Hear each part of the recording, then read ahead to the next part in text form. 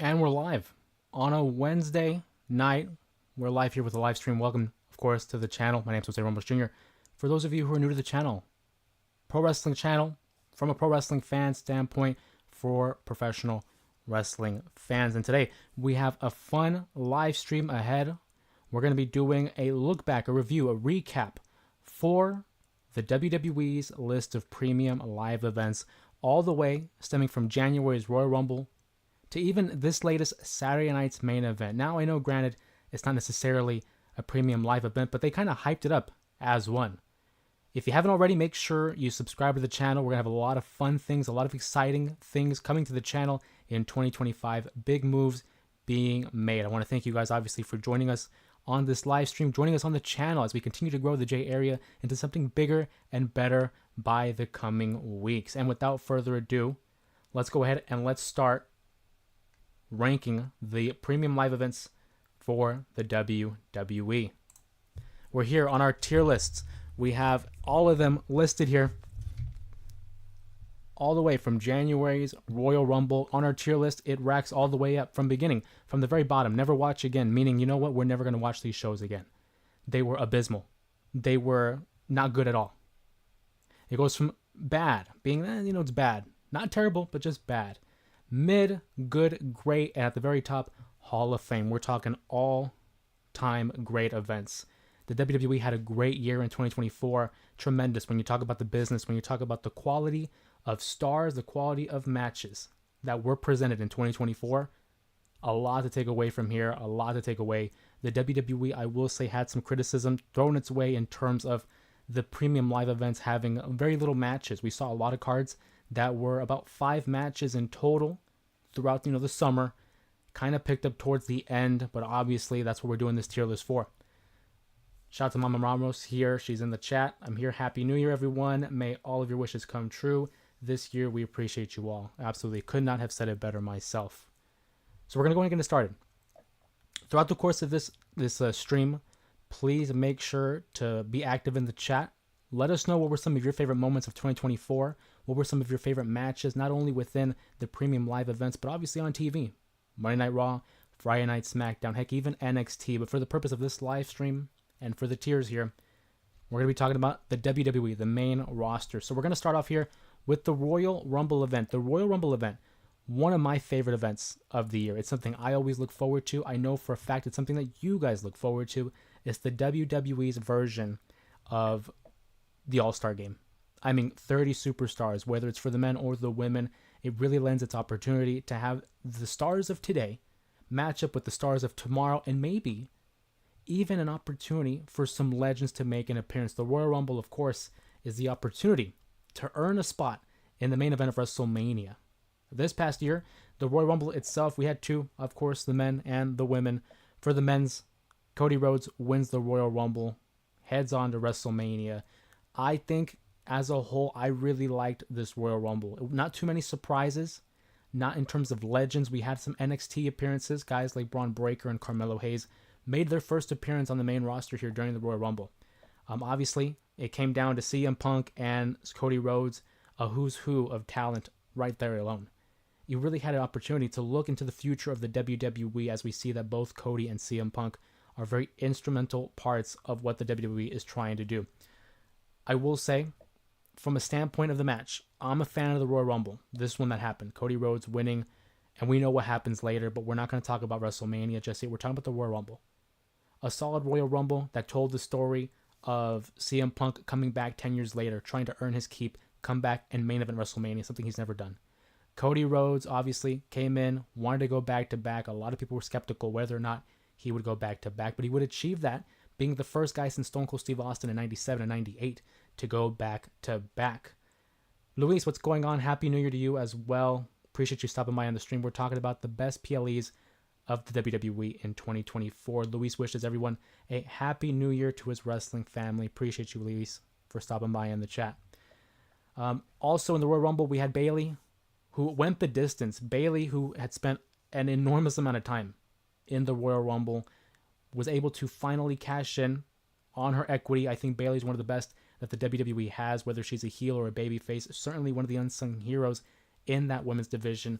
winning the Royal Rumble in what I thought was a great feel-good moment. And you look at the last, participants of the Rumble there. Obviously, you had Bayley there, Liv Morgan, Tiffany Stratton, Jade Cargill, Bianca Belair, just to name a few. And to see what all these women have done in the 2024 year is fantastic. The WWE managed to take this group of women who were one of the last groupings in this Royal Rumble, and they were all able to achieve some sort of greatness when it came to accomplishments. Bayley was the right call. I thought another solid Royal Rumble as well. Other matches on the card, we had the U.S. Championship where Logan Paul had defeated Kevin Owens by disqualification. We're not fans of that. We're not fans of a disqualification finish. I like to see my matches have a definitive winner. I do not like when we have inconclusive, endings. Obviously, they would capitalize that at WrestleMania. We'll get to that. Logan Paul, I thought, was a good addition to the roster. As the United States champion, he left a lot to be desired for me personally. Not a lot of title defenses, not a lot of appearances. They could chalk that up to being a heel. But at the end of the day, we don't stand for that. Here's the real one. Says, hope you all had a safe holiday with your loved ones. Likewise, we wish everyone, we hope that everyone had a fantastic holiday season with their loved ones. And we're looking forward to the new year. Hoping that you guys are having a 2025 that is filled with great opportunity, great health, and plenty of joy. And once again, just want to express my gratitude for you guys stopping by in the live stream and taking time out of your night, taking time out of your New Year's Day to join us here and talk WWE. The Royal Rumble event also had a fatal four-way that had Roman Reigns defending the WWE Championship against LA Knight, AJ Styles, and Randy Orton. It's very difficult to mess up these multi-man matches. I will say the fatal four-way matchup itself was good. I do remember watching it and hoping for a little bit more towards the end. I thought the ending of itself somewhat anticlimactic. That's just my personal taste. And obviously, let me preface this. This is going to be my personal tier list. If you guys do not agree with it or you do not like my rankings, totally okay. We're all entitled to our opinion. And if you have an opinion on it, hey, make sure you drop it in the chat. We'll call it out and we'll talk about it. But for the point being, I will say this is all up to personal preference. With that being said, the Royal Rumble event, one of the events that I look forward to the most in 2024, we get to see a lot of talent.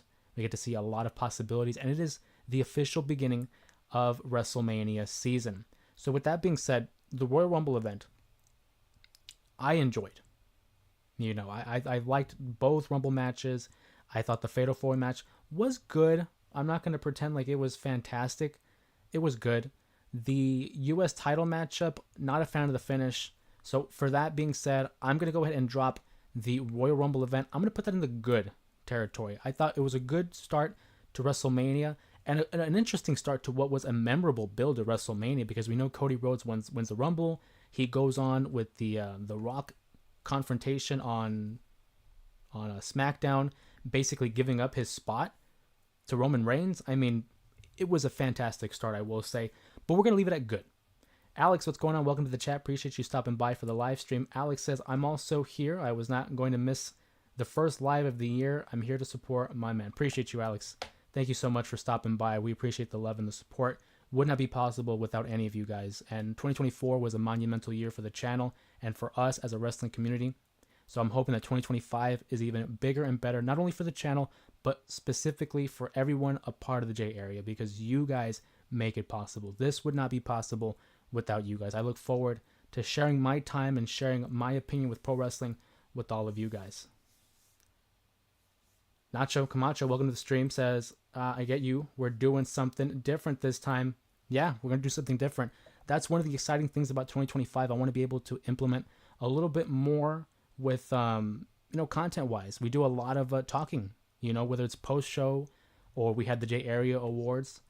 You can always count with us, brother. I appreciate you. It's just a screen. I can't portray it enough just how much appreciation I have for you guys. So thank you so much. Sanfran 5, what's going on? Welcome to the live stream. Sanfran 5 says, Royal Rumble 2023 was better than 2024 in my opinion. I'm not mad at that at all. Rhea Ripley had a great showing. Cody Rhodes, obviously it was his first win and it was his return from the pectoral injury, as well as the main event that had Kevin Owens versus Roman Reigns. Not a bad take. I will not argue with that.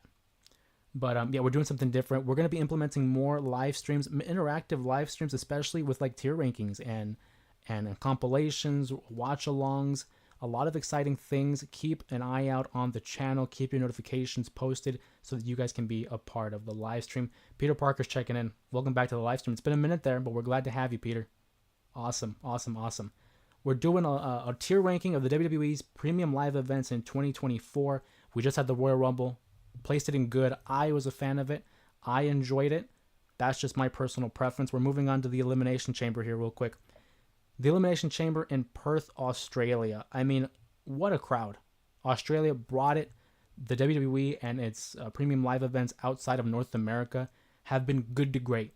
And Australia was no different. We had a couple of Elimination Chamber matches, obviously, both with the opportunity to have a championship match at WrestleMania. We saw that Bayley and Cody Rhodes won the Royal Rumble, earn their respective title shots, so there's still 2 more titles. Becky Lynch would win the Women's Elimination Chamber, defeating the likes of Liv Morgan, Bianca Belair, Raquel Rodriguez, Naomi, and Tiffany Stratton, who had quite the ovation in Australia. That really, I think, began this role that Tiffany Stratton has been on. I mean, you look at Tiffany Stratton and the meteoric rise that she has had, it all started here in Australia, I believe. Drew McIntyre would win the Men's Elimination Chamber, defeating the likes of Randy Orton, Logan Paul, Kevin Owens, Bobby Lashley, and L.A. Knight. These Elimination Chamber matches were fine. I'm not going to pretend like they weren't good or that they were bad. They were okay. I will say they were kind of predictable. I think we all knew that Drew McIntyre and that Becky Lynch were going to win the matches here. And we are missing Sylvia. Hopefully Sylvia stops by and you know, joins us here in the live stream. The more the merrier, as they like to say. We are missing a couple here. So even Kevin, we're missing my homie Kevin. Hopefully he stops by pretty soon. Don't want him to miss out on this tier ranking. Something fresh, something new here for the new year. Like I said, though, Drew McIntyre and Becky Lynch, I feel like were the obvious choices. I look at the Men's Royal Rumble, rather the Elimination Chamber, excuse me. And I remember the build-up to the Elimination Chamber matchup, and you had guys like Lashley, L.A. Knight, Kevin Owens, Logan Paul, and Randy Orton, who were all SmackDown guys. All SmackDown guys. The only Raw guy was Drew McIntyre.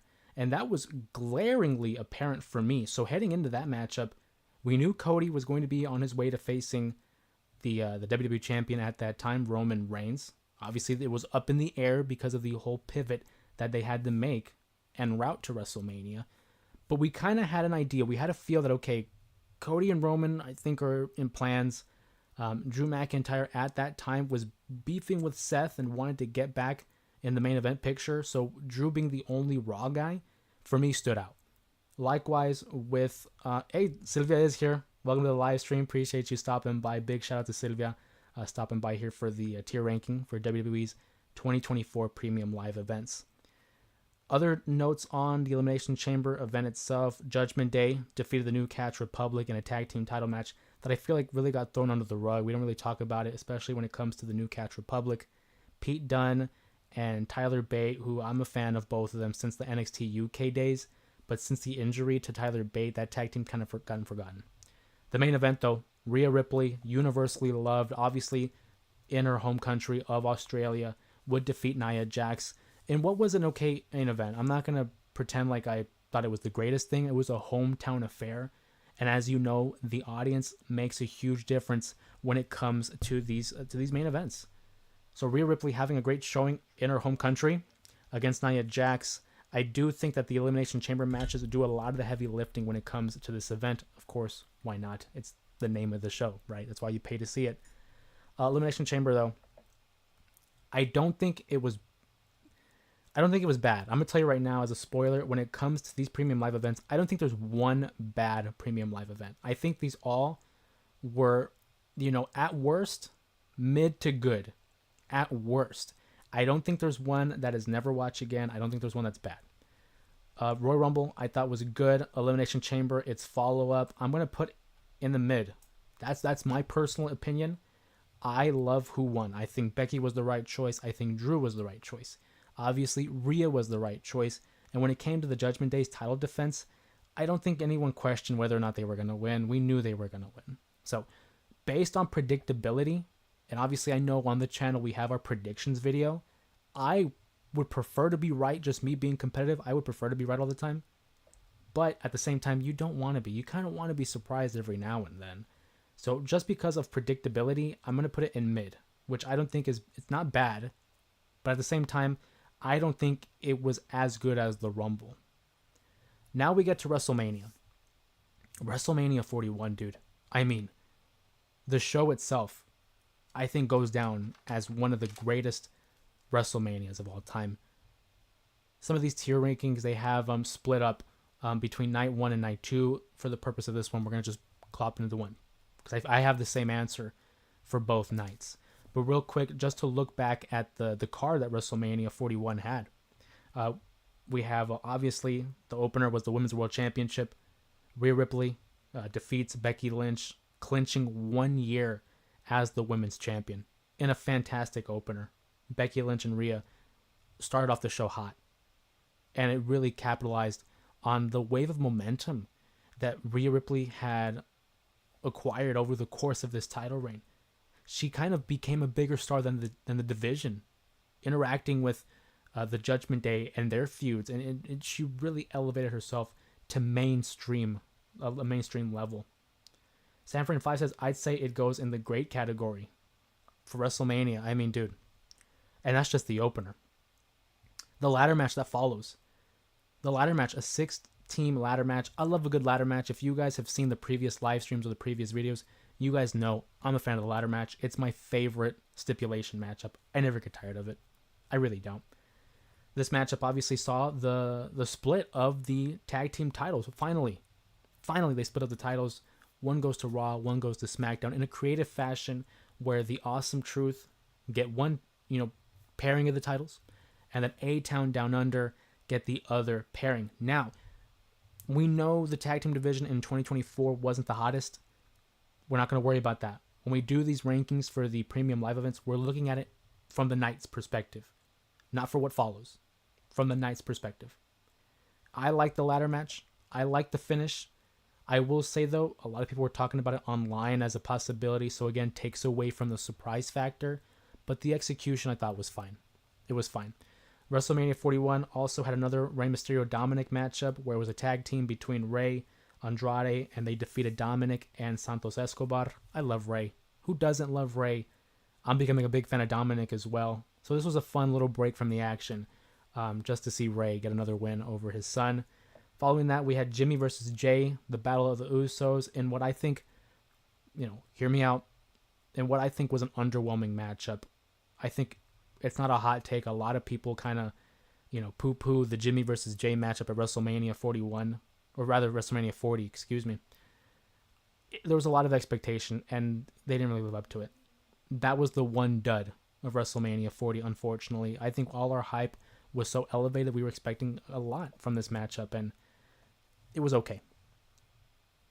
From there, we get the 6-woman tag that had Jade and Bianca and Naomi defeat Damage Control. Then we have Gunther against Sami Zayn for the Intercontinental Championship in a great matchup. What would you expect? The main event, Rock and Roman versus Cody and Seth. Fantastic.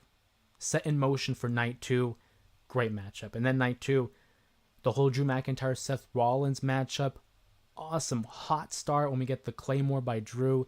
CM Punk's involvement towards the end that cost Drew his title reign. We also get the Philadelphia Street Fight. LA Knight AJ Styles delivered, in my opinion. A good triple threat match for the US title. Bayley versus Io in a great matchup as well. And then the main event, dude. The main event. Cody versus Roman. Cody versus Roman. Bloodline Rules. Where it really had an endgame feel to it. I loved that matchup. For my money, it was my favorite match of the year. Maybe not from an in-ring objective standpoint, but as a fan and the way it made me feel. The best match that WWE had. The stakes were high. The emotions were higher, and I tell you what, for that reason, and not just for the main event. The main event is a huge part of it. But we have great matches, like I said. Both women's titles match up. Both main events. The Intercontinental title was great. The world title was great. And a solid collection of mid-card matches that included the AJ LA Knight, both mid-card titles, a ladder match. Sanford 5 says that they would put it in the great category. I'm going to take you one further. I'm going to put it Hall of Fame. I love this year's WrestleMania. That's my personal preference. That's my opinion. Hey, if you guys don't agree with it, go ahead and comment down below in the chat and let me know what you guys are thinking. Muhammad, welcome to this live stream. I saw Muhammad just pop in. Muhammad says, hi, Jose Ramos Jr. and Happy New Year. Going into 2025 and which going on right now. And wow, time really does fly. And I hope everyone is doing well too. Likewise, Muhammad, appreciate you stopping by in the live stream. Talking about the WWE's 2024, a big 2024. Moving right along to Backlash. The Backlash event, I think it had the best crowd. That France crowd, dude, they shook the camera during the main event. They shook the camera. When they were doing the introductions of Cody versus AJ Styles. And they were announcing them, and then they were chanting, he is phenomenal in French, of course, to AJ Styles. And to see the camera shaking, it was a moment in time that I get chills. Right now as we speak. For the Thrill says, best crowd easily. Easy money. Sanford 5 says, Backlash had the best crowd of the year. It's hard to disagree with that, man. For the Thrill, they were jumping and shaking the camera for AJ. It really, I'm not even joking. I get chills thinking about that. And it puts in perspective just the greatness of AJ Styles, who had, again, a solid match against LA Knight and then follows it up with a match of the year candidate with Cody Rhodes in the main event for the WWE title. Other matches on that card, we had the world champion, Damian Priest, defeat Jey Uso in a fun match. I liked it. I liked the fact that we were giving Jey an opportunity here. Was his first championship opportunity, main event championship opportunity outside of the bloodline. We got to see him, stand on his own. It was also one of the early times that we saw the crowd with the Fireflies begin to yeet with Jey. An awesome moment. They brought it, dude. Jey Uso doesn't get the win, but the match itself certainly helps elevate Backlash, in my opinion. We also get Jade and Bianca. This is where they win the tag titles, defeating Damage Control, starting off their great 2024 as a tag team. Easily could have been in consideration for Tag Team of the Year. Bayley wins a triple threat match with Naomi, who was a great showing by France again for Naomi. Tiffany Stratton was also involved. We had the street fight that included Kevin Owens and Randy versus the Bloodline Solo Sikoa and Tama Tonga, who had just made his debut the night after WrestleMania, or the weekend after WrestleMania, I should say. So Backlash, the best crowd, one of the best main events, a solid world championship matchup, and just overall, I thought was a really good show. For my personal preference, I'm putting Backlash in the great category. Solid. This, when you're making a B-level pay-per-view or premium live event, this is what you strive for. Because you're feeding off of the last premium live event, which happened to be WrestleMania. And you're adding momentum, you're adding hype. Cody looked great against AJ, and likewise AJ against Cody. Jey looked like a superstar in that matchup against Damian Priest. Damian Priest having a good matchup against Jey as well as his first world title defense on a premium live event. Bianca and Jade looked like stars. Bayley, Naomi, Tiffany, awesome. The street fight, who doesn't love a good street fight? And it was fresh because it was Solo and Tama. And obviously Randy and Kevin together. This is what you should be striving for as a B-level pay-per-view, especially coming out of WrestleMania. Think about that. WrestleMania 40, an all-time show, in my opinion. And you followed it up with the best crowd and a solid, follow-up for a PLE. Should be proud of that event. They should be really proud of that event. Of course, after that, we have the King and Queen of the Ring in Saudi Arabia. Obviously, the Saudi shows, they have a 10-year deal. I believe we have maybe 3 or 4 years left on the deal. But I thought that the Saudi Arabia crowd delivered again. There's been some criticism that these shows in Saudi Arabia have been one-offs and they're not really, following the storylines, and they're not canon, is what some people say. But this show itself, I think, has a lot going on for it.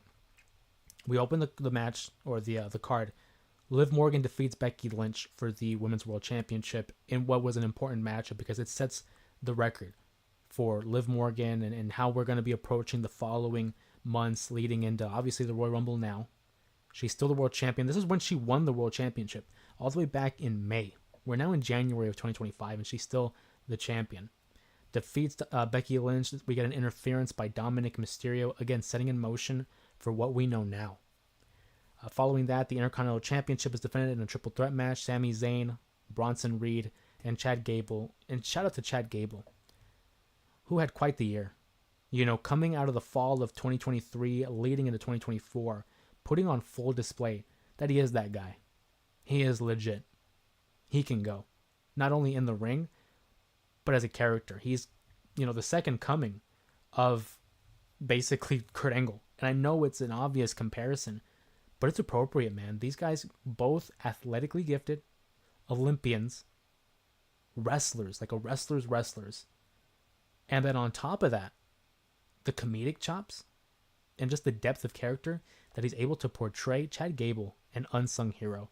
And it's a shame he wasn't able to win the Intercontinental title this year. But hopefully we have something bigger for him in 2025. The King and Queen of the Ring tournaments, we crowned Nia Jax and Gunther as royalty.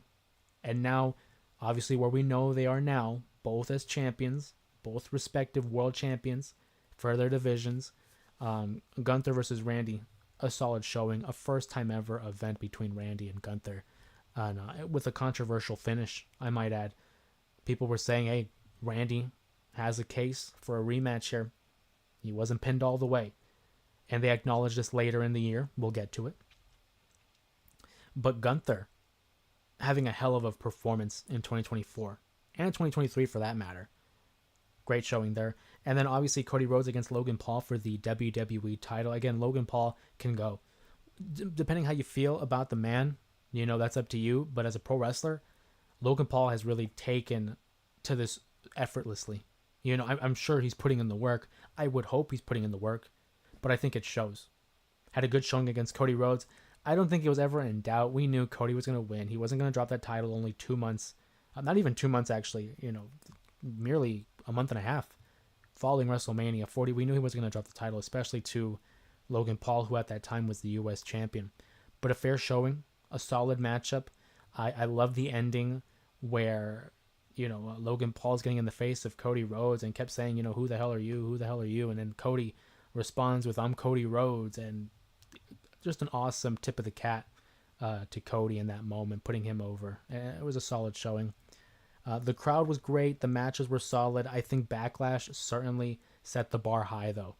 You know, following WrestleMania, again, I had fun with the King and Queen of the Ring event, but I don't think I can put them on that same level as the Backlash event. The King and Queen of the Ring event, I would put these guys, I would put it good. I think it's better than the Elimination Chamber. And I do like the Royal Rumble, so I have the Royal Rumble over King and Queen of the Ring, but I'll have it in the good category. I wouldn't say it was mid. Again, it was a Saudi Arabia show that show is considered non-canon by some wrestling fans, a large portion of the audience. And look what we have coming out of it. Liv Morgan's the world champion. Her relationship with Dominic Mysterio is kind of starting at this point. Nia and Gunther begin their rise to the world championships. Sami Zayn, a fighting champion. Chad Gable on his descent into madness and turning a heel. And then Cody Rhodes versus Logan Paul. Just a solid showing by both men there. The following event, Clash at the Castle at Glasgow, Scotland. Again, a great crowd. The international crowds here in 2024, they brought it. And that's such a huge help to these events. When you're watching a pro wrestling event, yeah, obviously you're keeping your eyes on the talent and what's going on and what's the story being told. But there's so much investment in a good crowd. It's underrated, really. You don't recognize how important a crowd is until you see a great crowd. I think that's one thing about the Thunderdome era is the lack of an audience really takes away from the matchup itself. It's that added, emotion. I can compare it to like a movie. There are movies where sometimes it's the score. It's the music that's playing in the background. The scene itself is great. You have fantastic actors, a tremendous story being told, but then just a little addition of that background music really puts it over the top. And that's what I think a great live audience can be for pro wrestling. Certainly. Are there matches that can get away with a bad crowd? Yeah, absolutely. And that's a testament to the talent involved. But when a great crowd makes itself apparent, ooh, it's nothing like it. But Clash at the Castle opens up with an I Quit match.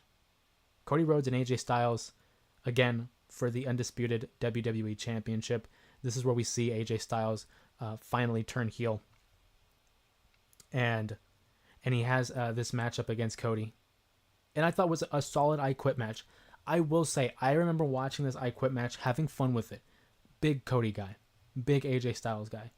But I remember finding the ending, the finish to the matchup, kind of underwhelming. They set the bar high. And then once we got to the end, it just kind of felt like it was abrupt. You know? If I had to give it a grade, I'd give it like a B+, A-. It wasn't perfect. It was good. It was solid. But for me personally, I thought it kept building, and it kind of just ended. But nonetheless, not bad by any means personally. We then had the women's tag team matchups, a triple threat match that included Bianca Belair and Jade obviously defending their titles against Shayna Baszler, Zoe Stark. But the winners of it, the Unholy Union.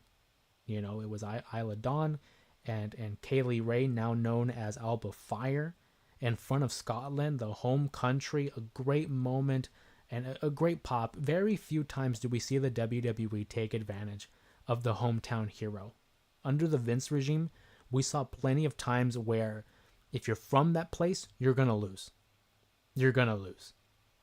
And now it was a fresh take that, hey, we finally get to see Alba Fire and Isla Dawn, who did some great work in NXT UK. If you missed it, I'm sorry. But, you know, you should go out of your way and watch their work. Even down in NXT, they had some fun matches before finally forming the Unholy Union. And they win the tag titles in a special moment. Following that was the Intercontinental Championship. We finally get Sami Zayn against Chad Gable one-on-one. And, I mean, these guys are workhorses. You know, these guys are fantastic. And this was obviously in the midst of Chad Gable's heel turn, the whole Otis turn. We were waiting for it. And Sami Zayn gets the victory over Chad Gable. A great showing by both men, of course. I thought Chad Gable had a great 2024. Sami Zayn is Sami Zayn. You know, what can I say about him that hasn't already been said?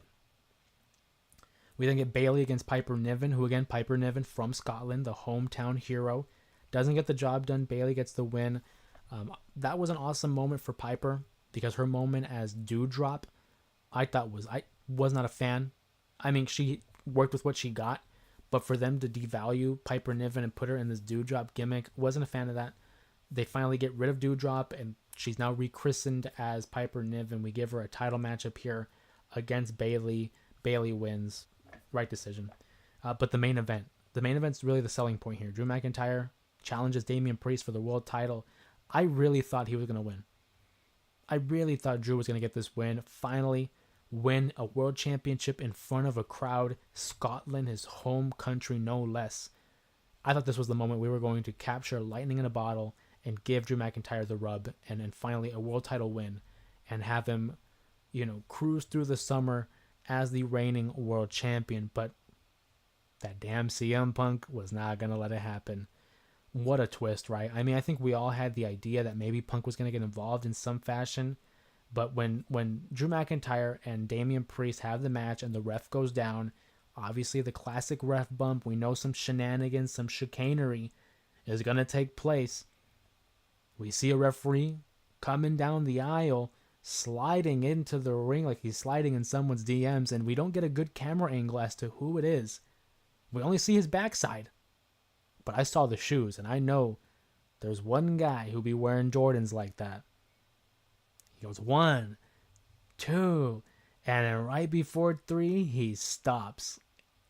2. CM Punk prevents Drew McIntyre from winning that world title, adding more fuel to the fire that was rivalry of the year. Drew and CM Punk.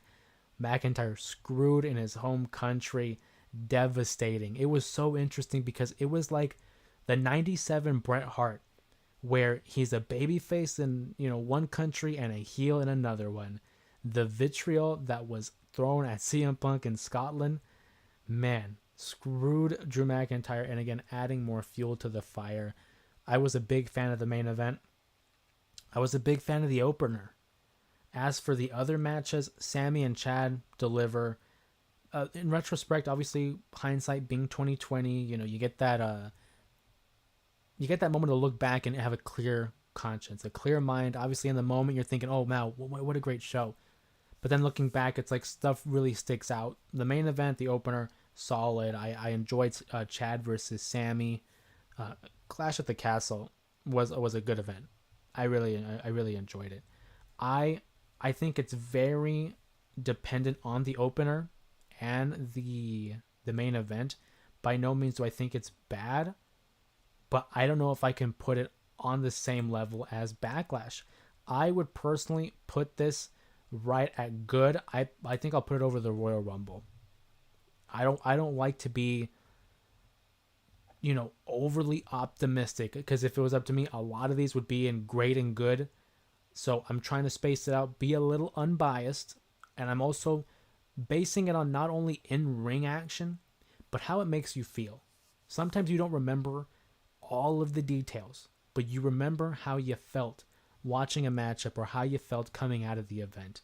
I was a fan of Clash at the Castle. The main event, like I said, was fantastic, but I don't think I can put it over Backlash. Could I put it with Backlash? Maybe. And we'll go at the end of the live stream. We'll go ahead and review and maybe decide whether or not we want to, reorganize the tiers.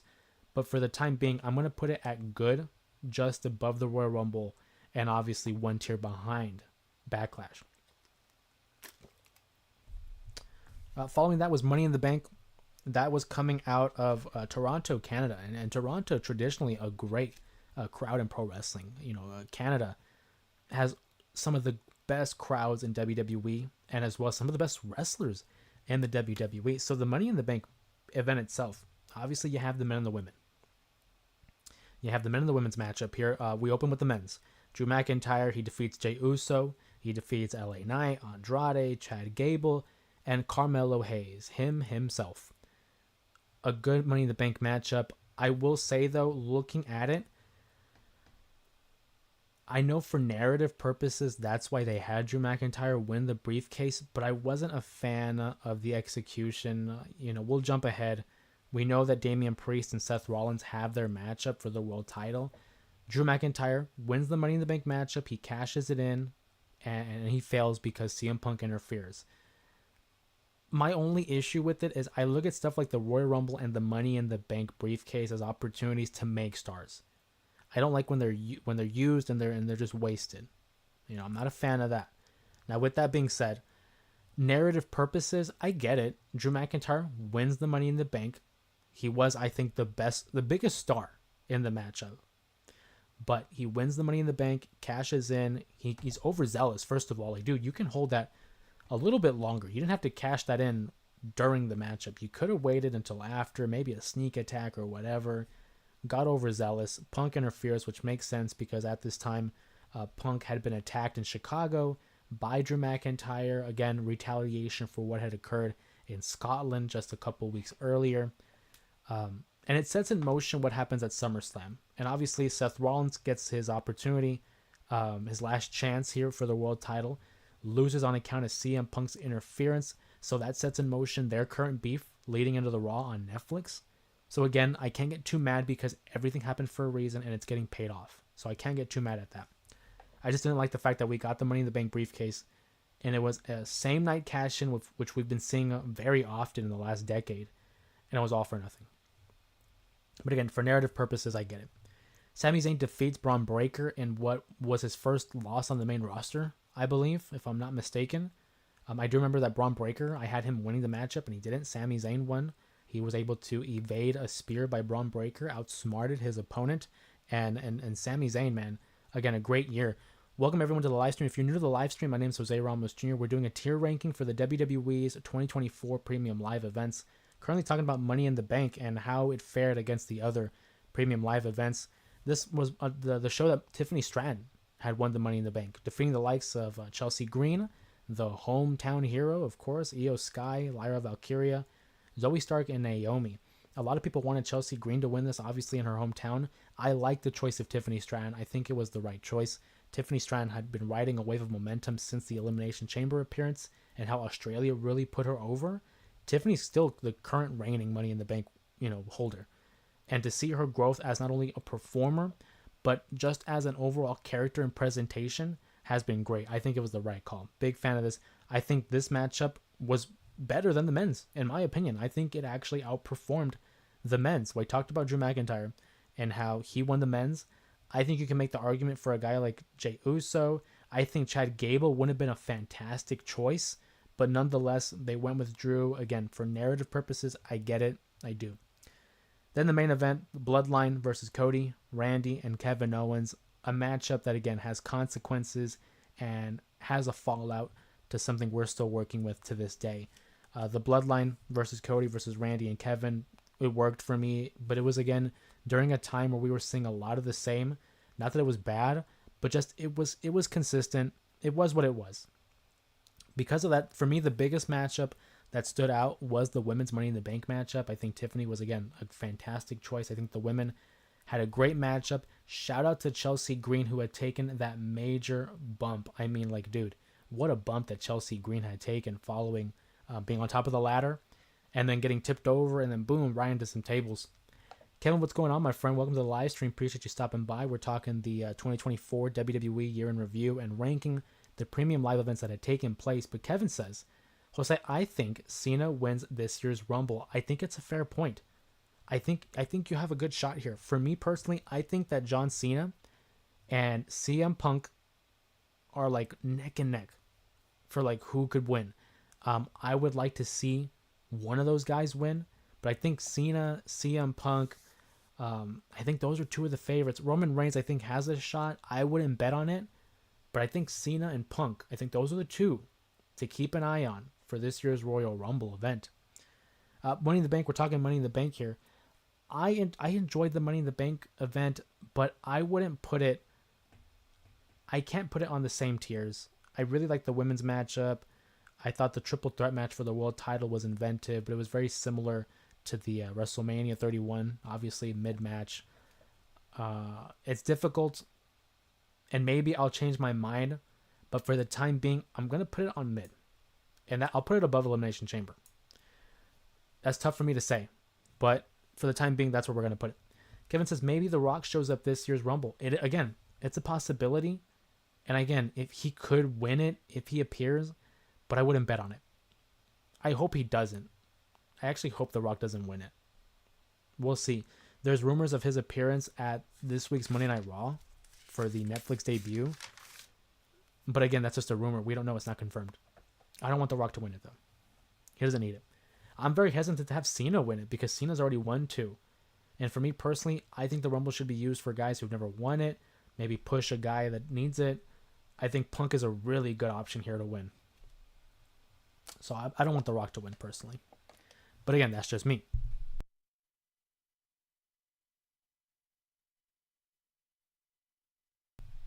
Next up, we have the SummerSlam event. SummerSlam, I think, should be considered the number 2 event following WrestleMania. WrestleMania is a Super Bowl. It's the big show. It's the grandest stage of them all, the granddaddy of them all. I mean, WrestleMania. But SummerSlam, especially now because it's going to be getting 2 nights of its own, is in consideration for the second biggest show. And I think it delivered. This year's SummerSlam, obviously the opener, Liv Morgan defeats Rhea Ripley. This is where we get the shocking turn of Dominic Mysterio, who helps Liv Morgan win the match and seals it with a big smooch. I mean, again, one of the moments of the year in WWE. Liv Morgan and Rhea Ripley had a good matchup. I enjoyed it. Again, the post-match action between Dominic and Liv kind of overshadowed the matchup itself. But after that, we get the Intercontinental title. Braun Breaker defeats Sami Zayn in a great showing by Braun, puts him over the top, and really solidifies himself as one of the top, rising stars in the WWE. Ends Sami Zayn's IC title reign where he won at WrestleMania. LA Knight wins the U.S. title, a long time coming, finally defeating Logan Paul and beginning, a nice little run, a little shorter than I would have liked, but a nice run. LA Knight again getting like a reward, some recognition for his efforts these last couple years, having worked with the Max Dupree gimmick and then finally reverting back to the LA Knight character and getting over so organically and so rapidly, I might add. LA Knight, a star. Big LA Knight guy. Nia Jax wins the women's title, defeating Bayley. That's 3 straight title changes there. She cashes in her opportunity from winning the Queen of the Ring. And what I thought was a great showing by Nia Jax. I did not think this matchup was going to be as good. I love Bayley, but Nia Jax is kind of limited in the ring. But I thought she had a great showing here. I think this was one of her better matches, her strong performances at SummerSlam in the WWE here. And she caps it off with a women's title reign, a reign that is still running to this day. Obviously, we know that this upcoming SmackDown, she'll be defending it against Naomi. So we'll see if Naomi can get the win or possibly a cash-in might be in order. I don't know, but this is where it started. The special guest referee matchup, Seth Rollins was the official for Drew McIntyre and CM Punk's first outing. The first of 3 matches that Punk and McIntyre would have. And a match that was very heavy on story. A lot of alluding to the 97 matchup between The Undertaker and Bret Hart, where Shawn was the referee. A lot of references there, with the dissension between Punk and Rollins, and this led to the confusion of the bracelet and what was going on there. That ultimately led to the demise of CM Punk and opened the door for Drew McIntyre to get the victory. A good match. I really like this matchup. Could it have been better? Yeah, I think so. I don't think it was where it needed to be, but that's why they had 2 more matches. It was a good foundation. It was the good way to start the trilogy. And again, heavy on the story so that we can get invested in the next few matches, as well as the following story that would become Seth versus CM Punk. So it crossed all the boxes for me. It did its job. It was wonderful. Looking back at it, fond memories. Then we have the world title. Gunther defeats Damian Priest on account of interference by Finn Balor, a story that's still going. Within the Judgment Day, Finn and Damian Priest had a solid matchup. I thought they made Damian Priest look really great here. As a fighting champion, this was during the time where Damian was still working as a heel, but as a result of the Gunther feud, we started seeing him become a babyface. He was being referred to as street trash by Gunther, and that he wasn't a real champion, and that Gunther was going to be the champion that the WWE needed and deserved. And again, just ragging on Damian Priest. And then finally, Finn Balor gets involved and prevents Damian Priest from winning and screws him out of a matchup here. But Gunther places him in the sleeper, and Damian, man, fights through it. I mean, the facials and the way he gets his hands on Finn one final time before he ultimately collapses and passes out. Doesn't tap out, but passes out. And Damian Priest, I thought, looked really strong here. And it really protected him as a champion and as a babyface. So again, crossed all the boxes. We set up the feud between Finn and Damian. Damian looks good losing here. Gunther is the world champion, rightfully so. This one did it for me. I thought it was great. Then we have the Bloodline Rules matchup. Solo Sikoa challenges Cody Rhodes for the WWE title. What can you say, right? Everything that we wanted. We got interference, obviously, from the Bloodline. Kevin Owens and Randy make an appearance. But the thing is with this matchup, obviously we knew Cody was going to win. I don't think a lot of people thought Solo was going to win. You can make the argument they could pull a swerve here and have Solo win and solidify himself as the top heel. But they go Cody Rhodes, which I think is the right call. And he's still the champion to this day. But I think the matchup itself gets overshadowed by the return of Roman Reigns, for better or for worse. Depending on which side of the spectrum you stand on, whether it's pro-Roman or anti-Roman. I don't think there's many anti-Romans anymore. But a great show, I thought. Both world title matches delivered. I thought that 3 matchup span between the IC title, the US title, and then obviously Punk and McIntyre all delivered. Fantastic. I love this show. I love SummerSlam as an event, but I really loved this specific show. So for that being said, I'm going to put SummerSlam, I'm going to put it in the great category. Big fan of this show. And it was a show that was very rare in that it gave a lot of the fans what they wanted. Braun Breaker, new champion. We wanted to see it happen. LA Knight, new champion. We wanted to see LA Knight win the championship. Drew McIntyre versus Punk was great. We wanted Gunther as the winner. We wanted Cody to win.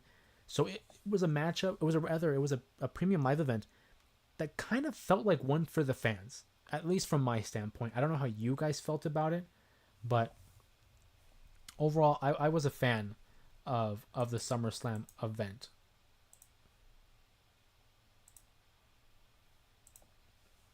I think the SummerSlam event, again, and it sets in motion, as I drop my water bottle, it sets in motion, again, a lot of stories that we still follow to this day.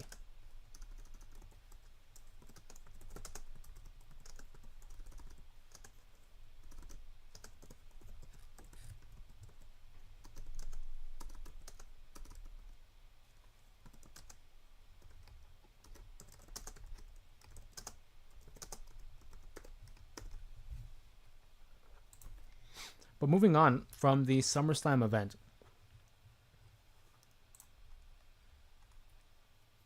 we have Bash in Berlin.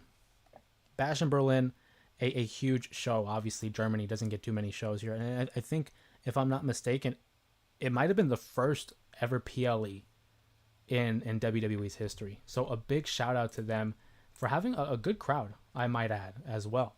We had Cody Rhodes defeating Kevin Owens, and again, a storyline that is still running to this day. Solid stuff here. Kevin Owens wasn't able to pull the trigger on Cody, and we know this because he was very, very visibly conflicted.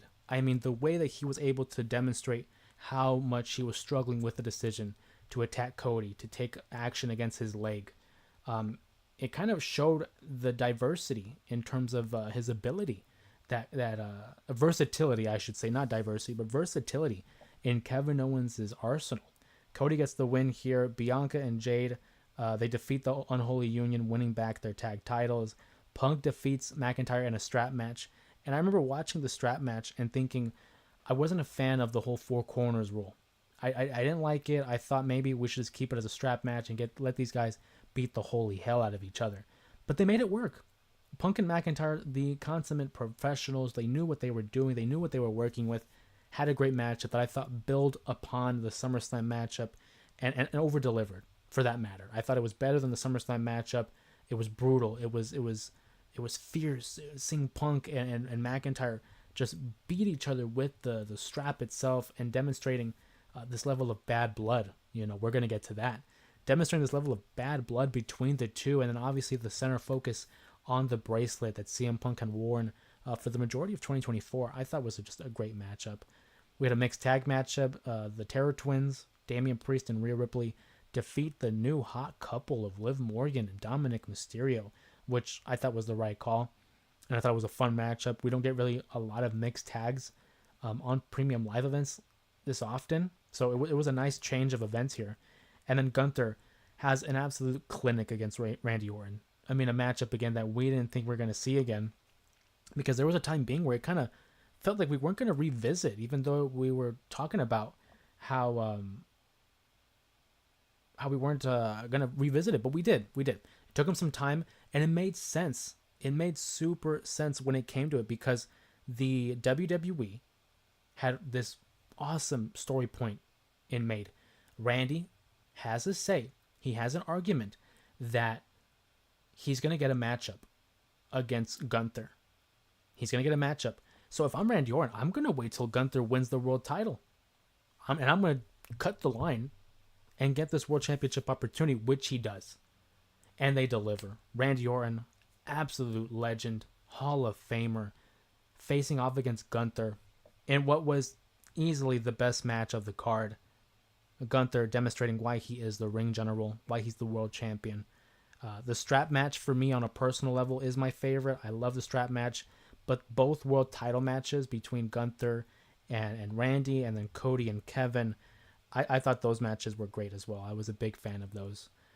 With that being said, Bash in Berlin, I look favorably upon. I do not think it's mid.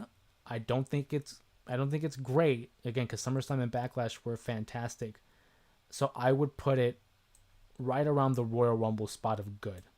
The Royal Rumble is very difficult to top because I love those Royal Rumble matches, but it was a good show.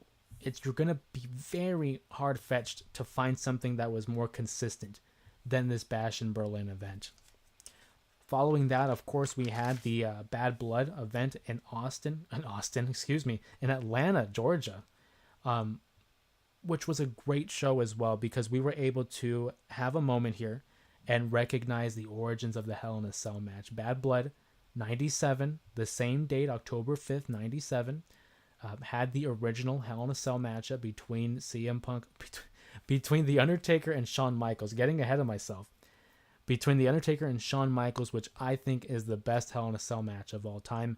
We revisit it here in 2024, Hell in a Cell, CM Punk versus Drew McIntyre, in what I think is in high consideration for match of the year. We talked about Cody versus Roman. From a personal standpoint, from an emotional standpoint, the main event of WrestleMania is my favorite match. But I think from an objective standpoint, CM Punk, McIntyre, inside the cell, match of the year. Match of the year. Just the emotion, the drama, the action, capitalizing on the intensity that this feud had built up until this point. We had a solid outing at SummerSlam, a better outing in Berlin, and then capped it off with just a great Hell in a Cell matchup. I think it's in the top 5. For me personally, I have it as a top 5 Hell in a Cell matchup. Just a great showing. And then we have the women's title, Bayley, unsuccessful in her attempt to regain her title against Nia Jax. And what was it? It was a good match. Again, Nia Jax is very limited in her matches, but I will say that Nia Jax has had the best year for WWE because her first run may not have been the best. Her first run was very divisive, but I do think that this run here with the company in the second run is so much better than her first. Sanford 5 says, dude having slip-ups like Taz on Botchamania, send for the man. Yeah, good call. Love Taz, by the way. Love him in ECW. Love him as a commentator for All Elite Wrestling. And yes, send for the man because I corpsed there for a second. But like I was saying, though, Bad Blood, a solid opener. Not even a solid opener. The best match of 2024. Followed by, a decent showing by the women there. And then we get Damian Priest versus Finn Balor. A good matchup. I thought we were going to have Finn go over here, but it was a good call. Damian Priest wins. Still a matchup that we're waiting for the conclusion on. Then we had the Women's World Title matchup. That was a shark cage match that had Dominic Mysterio suspended over the aisleway. Rhea defeats Liv Morgan, but this is via disqualification because of the debut, or rather the return, of Raquel Rodriguez. The matchup was fine. I thought the spot with Dominic, fantastic, because that caught me off guard. I genuinely thought Dominic Mysterio was going to fall out of the cage and hit the ground head first. The way they executed that, big ups to the production team for being able to capture that on camera, but big ups to whoever designed that spot. That really got me to gasp. But I don't really jump up a lot because I've seen a lot of wrestling, so I kind of seen a little bit of everything. But this spot really got me. When Dominic is in the cage and he kind of swings the door open and then slips out and falls face first and is just hanging there suspended in the air. Wow. But then Raquel Rodriguez makes her return, attacks Rhea Ripley. I think it was a timing issue, some miscommunication, but the execution of Raquel Rodriguez's return wasn't the best. I don't know. It was choppy. Again, I don't know if it was a miscommunication or a timing error. I don't think she was supposed to have interference and cause a disqualification.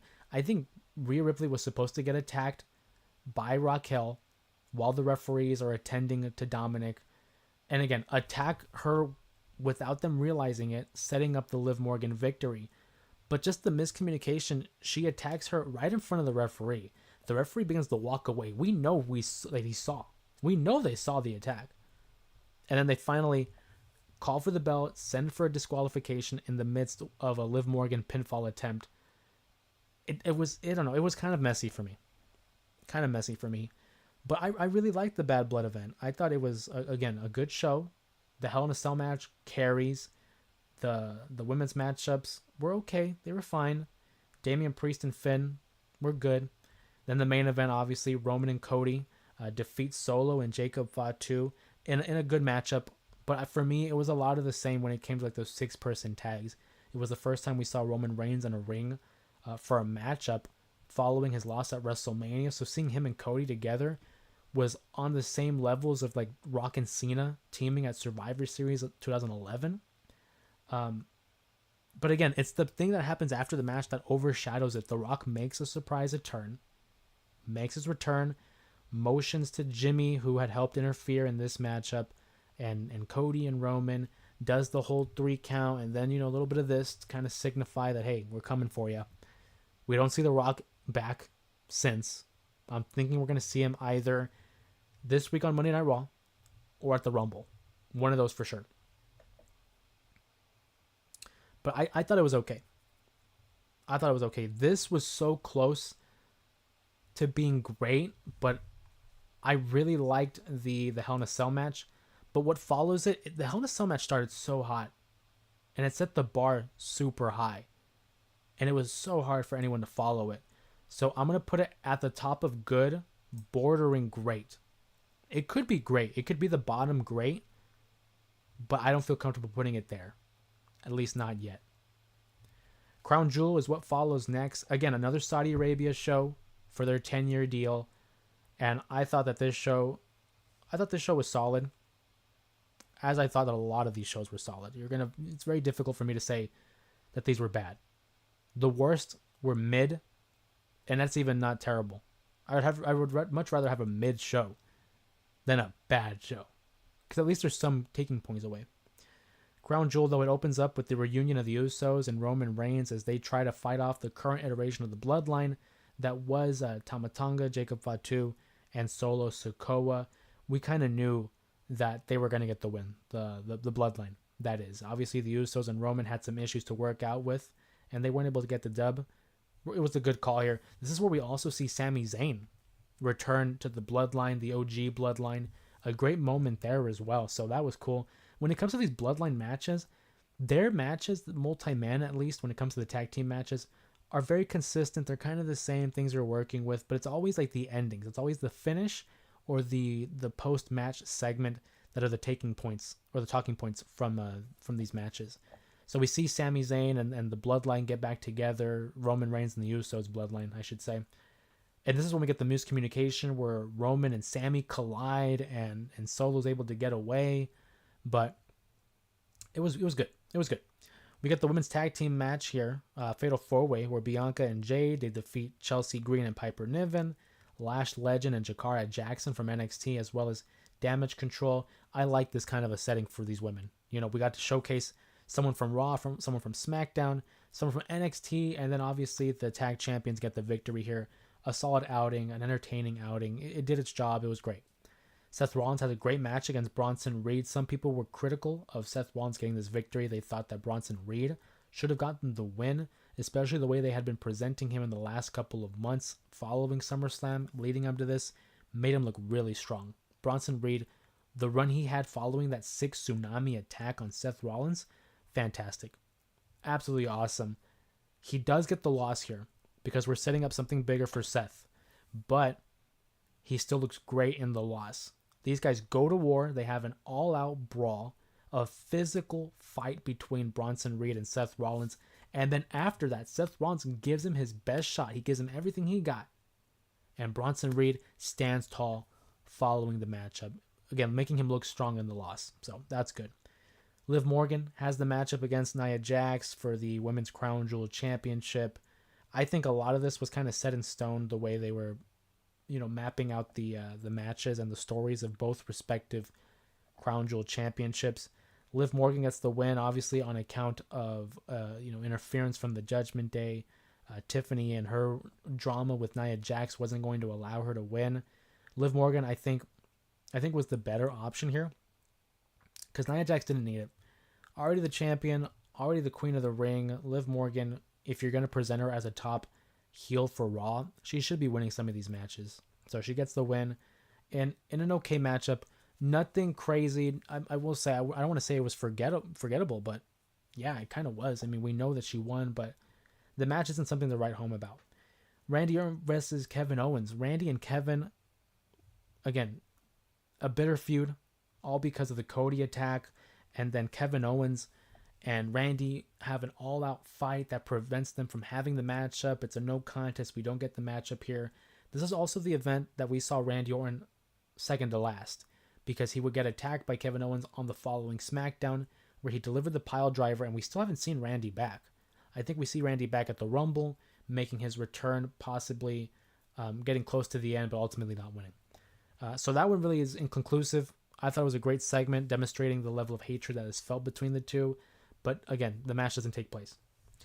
We have LA Knight in a triple threat match against Andrade and Carmelo Hayes. Another divisive matchup here, because although it's a triple threat match, and I love triple threat matches, it's very difficult for me to not enjoy a good triple threat match, and it's hard to have a bad triple threat match.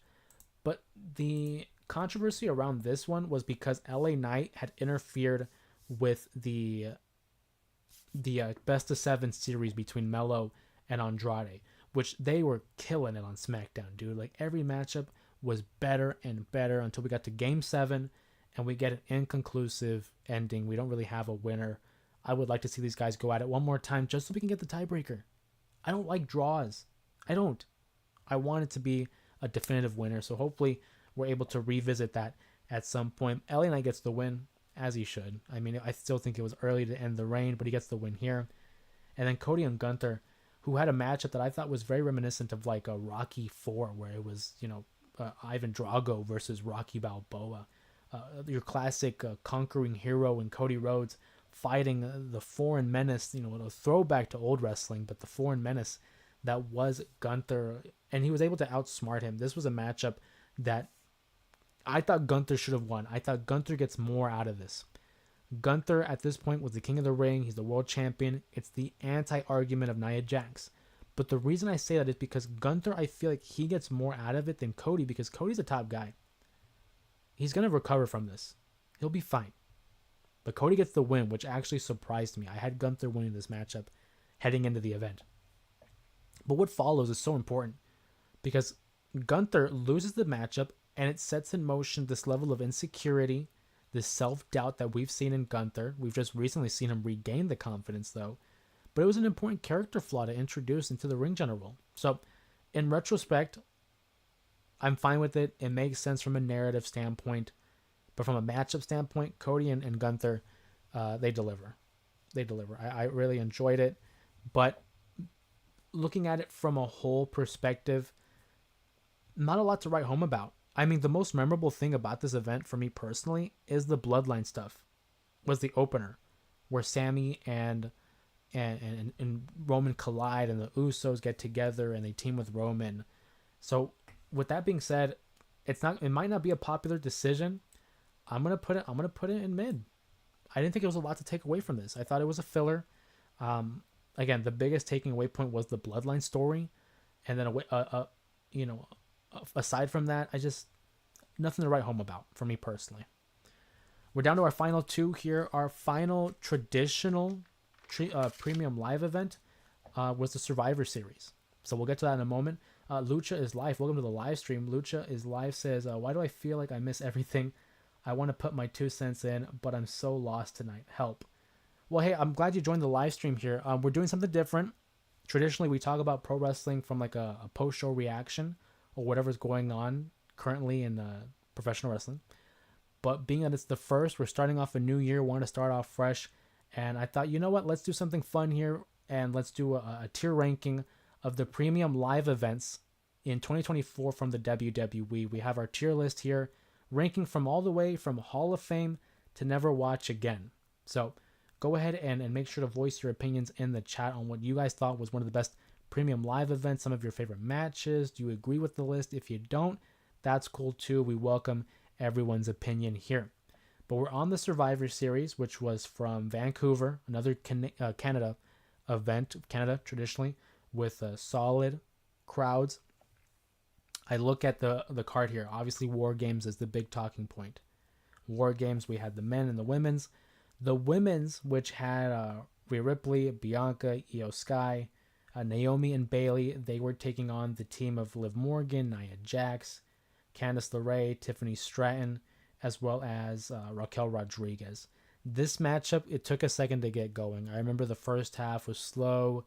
I'm not gonna lie to you. I thought it was the weaker of the two, and especially because in terms of the build, the men's was built so strong, obviously because it was Bloodline versus Bloodline. The women's War Games felt like it was thrown together because we needed a women's War Games matchup. I didn't think there was an organic build. I think they could have done a better job at it. Did I enjoy it for the most part? I think it was okay. I love everyone involved. I'm a fan of all these women, but I thought, it was okay. It was a slow start. I thought the finish was good. We built up to it. We got there. It was okay. But because of that opening half, kind of left a sour taste in my mouth for my liking. Yeah, no problem. Lucha is life. I'll always try to catch you guys up and reset and give you guys an opportunity, again, to grab the concept of what we're doing here. I appreciate you nonetheless stopping by in the live stream and taking the time out of your day to join us here on the 1st of January, the 1st of 2025. The War Games matchup, like I said, it was okay. I personally think it could have been better. But I think what hurts it was the lack of build. It just felt like it was thrown together. This is where Shinsuke defeats LA Knight for the US title in what was a good match. I thought it was shocking, personally. I was surprised that we had Shinsuke win. But I remember going into this matchup and having two trains of thought. LA Knight has been beaten by Shinsuke Nakamura week in and week out, whether it was attacks, whether it was getting cost a matchup, whether it was getting the mist in his eyes. He was losing like every week basically to Shinsuke, getting attacked, never getting his comeuppance. So I thought, well, LA Knight's going to win the match, right? Because he never got to go over on these attacks. Shinsuke just nonstop kept getting the better of him. So I'm thinking, okay, LA Knight goes over. But then it's like, well, you don't bring Shinsuke back. Present this fresh new take on the character just for him to lose the match. Like, that didn't make sense to me. So it was the first time in a while where I'm like, I can't call it. I don't know who wins. So I'll give them credit there where it's like you couldn't call it. It could have gone either way. But nonetheless, Shinsuke gets the win. A title reign that I'm still kind of waiting for it to get started. He had recently a matchup against Andrade. So hopefully we get something going there for his title reign. The Intercontinental title match, though. Gunther, Sheamus, and Ludwig Kaiser. What a match. A physical affair by these three men. It was great. I remember in the build-up to Survivor Series, we as a family were able to attend the Monday Night Raw prior to this match. And to see the brawl between these three men, Kaiser, Sheamus, and Braun Breaker, got me hyped. I loved it. And I loved this matchup. Non-stop action allowed each men to highlight their, levels of expertise. They got to shine in the matchup. There were moments where any one of these three you thought could win the matchup. And Braun Breaker eventually outlasts his opponents, continues on his title reign. Solid matchup. Big fan of it. And then we get Gunther versus Damian Priest for the world title, which I personally thought was an improvement. I thought it was better than their SummerSlam match. It had the same finish where Gunther gets the win because of a Finn Balor interference. But as a matchup standpoint, I thought it was better than SummerSlam's. I love the fact that we were really selling and diving in on the attack of Gunther onto Damian Priest, wounding him and really forcing him to dig within and fight out this matchup. Obviously, the interference by Finn prevented it. And what I like too is the small detail of Gunther. Even though he was going to get the win, he attacks Finn Balor. He doesn't want to win this way because from Gunther's standpoint, people are discounting or discrediting his title reign because people are interfering. He's not winning it in a legitimate fashion. So you can make that argument. And Gunther goes out of his way. I mean, I would too. It's like, dude, I don't need your help. I can beat this guy by myself. But it wasn't the case. Finn Balor got his nose in there and prevented a clean finish. But I liked the matchup. I thought it was better than their SummerSlam matchup. From there, we have the War Games for the men, which I think was match of the night. The Bloodline with Solo, Tama Tonga, Tonga Loa, the Samoan Werewolf, Jacob Fatu, and the addition of Big Bronson Reed. What a freaking team, dude. Like, talk about the meat on that match. Like, dude, the Tongans, Fatu, and Bronson Reed. Obviously, they're Solo Sikoa, but dude, what a team of monsters.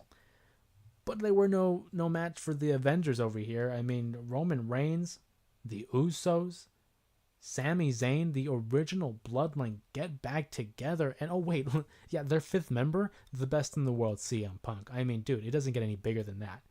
Those are 5 of your biggest stars. Jey Uso, hell of a 2024. Jimmy Uso, great worker, reliable, underrated in terms of comedy. He's funny, dude. He's so underrated as Jimmy. Sami Zayn, I think, is one of the best baby faces of this generation. Then you have a guy like Roman Reigns, who has the definition of aura. The OTC takes one step into an arena and the crowd goes ballistic. And then CM Punk, who one of the more polarizing figures in professional wrestling. And whether you love him or you hate him, everyone is talking about him. Oh yeah, and then Paul Heyman, the wise man, makes an appearance as well, urging the two to work together. Great storytelling. Love the matchup itself, and then the little interactions within the cage. Because Roman Reigns wants to call his shot. He wants to be the one to dictate who's going in and who's coming in to the matchup. Punk wanting to get in the matchup but being prevented by Roman Reigns. And then there's the spot where Roman's going to walk in. He's the 4th guy into the matchup, and Punk just blazes past him and intercepts the position into the match. Great story. And then obviously Punk and Roman trying to work together until inevitably they gain each other's trust. Punk saves Roman from the tsunami from the top of the cage, which, by the way, Bronson Reed's going to be out for some time. Got injured. Tonga Loa, injured. Jimmy Uso, broken toe. Like, these are 3 guys that are a part of the biggest story in WWE, all out due to injuries because of the War Games matchup. So the collateral damage that was left in the wake of this match could not be understated. But nonetheless, I think it was match of the night. Way better than the women's matchup, which is fitting because they had the better Money in the Bank matchup earlier in the year. I love the Intercontinental Championship matchup. Love the World Championship. I love the surprise factor of Nakamura and LA Knight and that victory. And even though the women's matchup for me was a little bit underwhelming because of that first half, everything else on this card I thought was just fantastic. And I'm going to put that in the great. I'm going to put that in the great column. I really like this Survivor Series. My only complaint is that the women's matchup had a slow start and that there was really a lack of build there. Aside from that, I thought it was a great show, a great outing there by the WWE, which leads us to Saturday night's main event. It's not necessarily a premium live event, but they treated it as such, and with this tier ranking, they included it here on the list, which is fine. But Saturday night's main event, just a couple weeks ago, just a couple weeks removed, this was where we had a triple threat match between Finn, Gunther, and Damian Priest, which I thought was fun. Great match between the 3. What would you expect, right? Gunther wins. Chelsea Green's crowned the inaugural U.S. champion. That's cool. Love that for Chelsea. We also have Liv Morgan versus Io in what was a good matchup. Cody versus Kevin Owens in a good matchup. This show, for me personally, was solid. The ring action was good. I liked the matches. I thought they delivered. My biggest complaint about Saturday night's main event is it felt small. I felt like there was a lot of opportunity here to do something big. I thought for sure we were going to see Io Sky beat Liv Morgan. I just felt like there was something had to happen here. And when Io didn't win, I thought, damn, they might actually pull the trigger on Kevin. Because there was a time there where I thought Cody's going to hold the title to Mania. But the way they had been building Kevin in this matchup had me thinking, no, we're going to go with Kevin. And he might hold the title, and Cody wins it back at the Rumble. I thought that was where we were heading. But Cody gets the win, defeats Kevin. So for me personally, it lacked that big exclamation point. And then on top of that, the attack of Kevin Owens onto Cody Rhodes, giving him the pile driver, sidelining him for like what, maybe a couple weeks. That happened off the air. We didn't see that on TV. I would have loved to have seen that towards the end of the show and kind of as an opportunity to hook the audience for what happens on Raw and SmackDown. I know it's a big network event on NBC, so we want to attract the audience and we want to have a happy ending and Cody's the champion. Yeah, that's awesome. But to have the Kevin Owens stuff happen after the fact, I think really takes away from just the magnitude of what they could have done. Because if I'm a new fan, if I'm a lapsed fan who hasn't been watching for quite some time, and I see, damn, their champion just got stretchered out because of a pile driver, I want to see what happens next. Versus, I'm a diehard fan. If you're watching this live stream, odds are you're a diehard fan. So we get a feel for what happens after the show. We stay up to date. Obviously, if you subscribe to the channel, you can stay up to date with all things pro wrestling, namely the WWE. But for that average fan, for the general audience, they're probably not going to know what happened after the show. I thought that was a missed opportunity, personally. So with that being said, Saturday night's main event, although it's not a premium live event, I thought we really missed the boat here when it came to a new champion or just a surprise swerve or something. Not that it's necessary. I'm not saying you have to have a swerve every show. But being it was the first Saturday night's main event, I thought we were going to get something. I really did. And we didn't, which is fine. I get it. I'm not going to complain about it too much. But it is my tier list. I'm going to put this here. I'm going to put it mid. I think, if anything, my level of expectations were just so high. And that's on me, But not to say it was a bad show. If it was a bad show, I would have put it bad. But I didn't think it was bad. But it wasn't anything crazy. So here we have our tier list. This is what we're working with. We have in the mid category Money in the Bank, Saturday night's main event, the Elimination Chamber, as well as Crown Jewel. Good category, Bad Blood, the Clash at the Castle event, the Royal Rumble, Bash in Berlin, King and Queen of the Ring. For the great tier, Backlash, SummerSlam, Survivor Series, and then Hall of Fame, WrestleMania 40. I like this list. I think it's very appropriate for how I feel. The one that I look at, and I'm like so hesitant to move up, is either Money in the Bank or Bad Blood. Bad Blood I put in good, but that's because it's really just the opener that does it for me. I love the Hell in a Cell matchup, and everything that followed was good. The women's matchups hurt it, in my opinion. I didn't think it was a great showing for the women's division. The main event itself gets overshadowed by The Rock's appearance, which isn't necessarily a bad thing, but it's, again, I look at it from a standpoint of, one, how was the show? How was the matches? And two, how did it leave me feeling?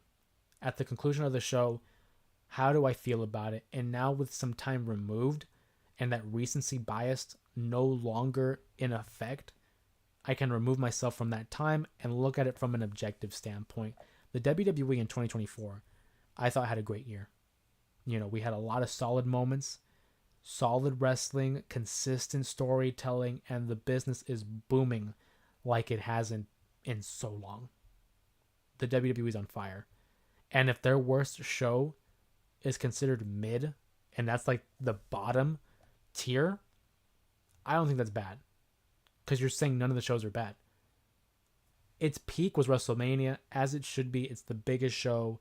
It's your opportunity to put out your best content for not only the diehards, but for the general audience. Because a lot of times, people who watch pro wrestling, obviously there's the diehards who, you and I, we watch it year round.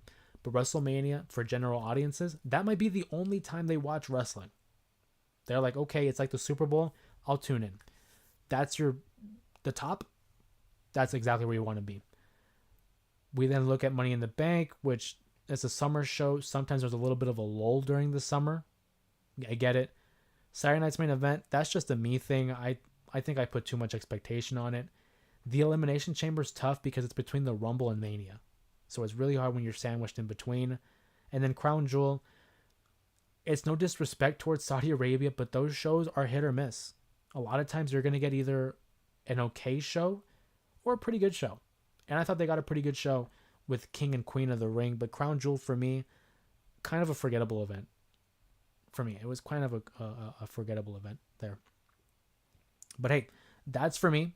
If you guys enjoyed this tier list, if you guys enjoyed the stream, make sure to give the video a like, comment down below whether it's in the live stream, whether it's in the comment section.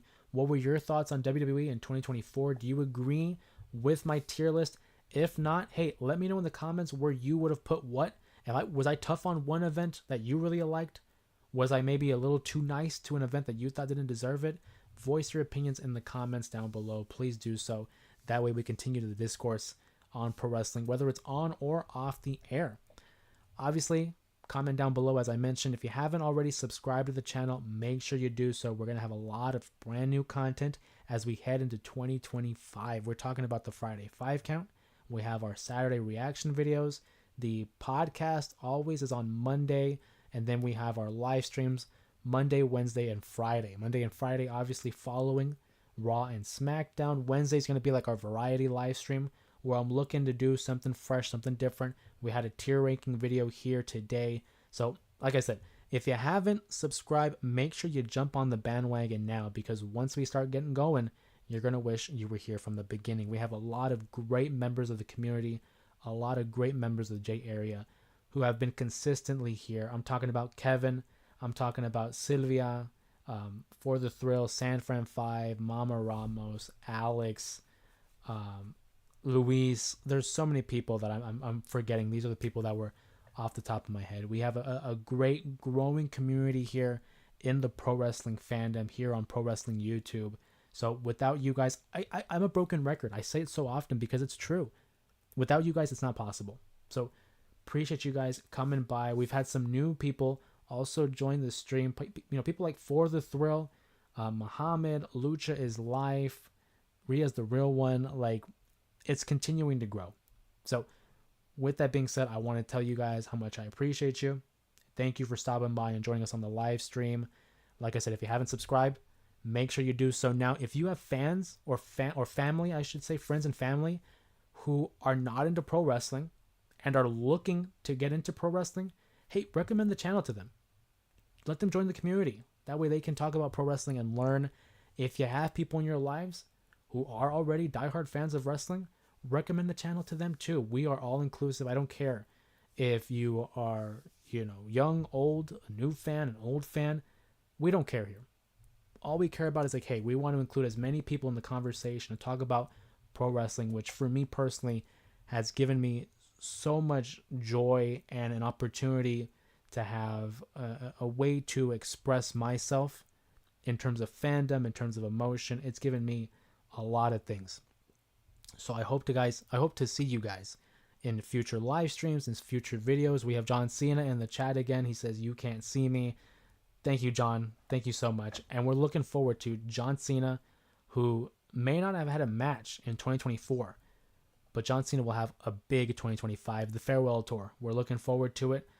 Appreciate him while you can. Appreciate greatness while it's still here. And although John Cena says you can't see him, you can see us on Friday night's live stream following Friday Night SmackDown. You can see us on the Friday 5 count, the J Area Wrestling Podcast, which is every Monday. And you can see us there. But hey, I hope to see you guys there as well. So I appreciate you guys.